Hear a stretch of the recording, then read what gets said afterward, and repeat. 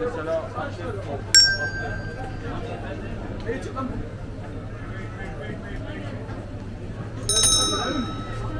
o çek yani.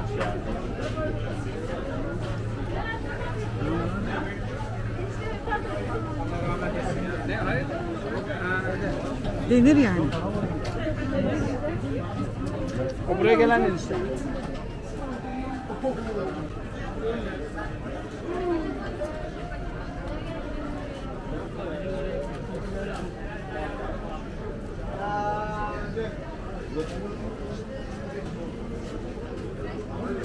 Burası daha uzun.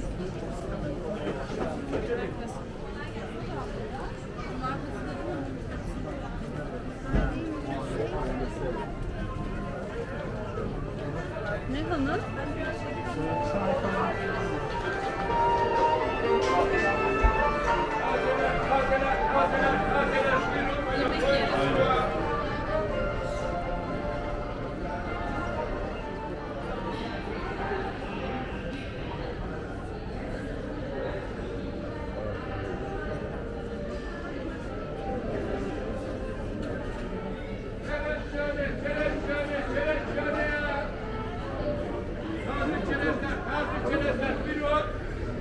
Boş. Şap çerezler, şap çerezi, güle çerezi, buyurun. Selam söyle.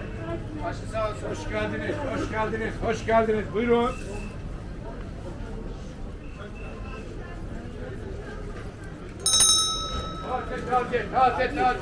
Taze. Buyurun.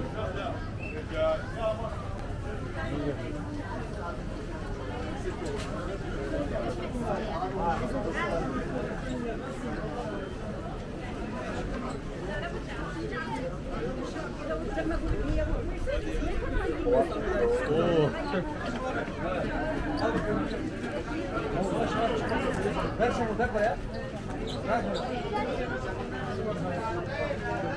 Neye getiriyor? Ha.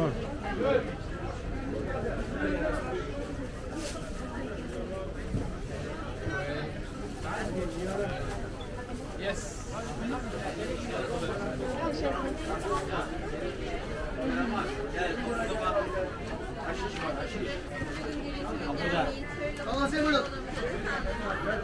Yemin ediyorum. Ya tap tap. Buyurun.